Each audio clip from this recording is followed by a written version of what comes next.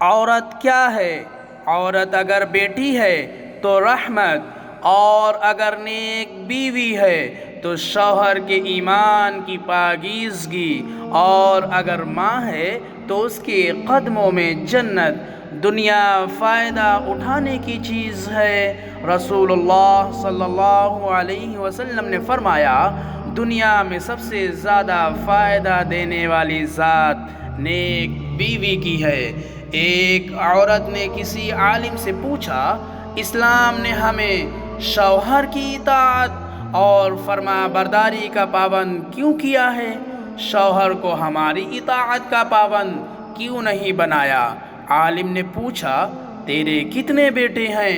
عورت بولی، 3 بیٹے ہیں۔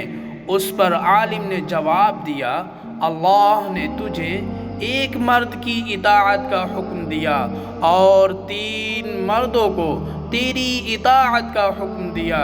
تیری اطاعت اور تیرے ساتھ اچھا معاملہ کیے بغیر وہ ہرگز جنت میں داخل نہیں ہو سکیں گے۔ اب تو بتا کہ زیادہ پابندیاں کس کی ہیں؟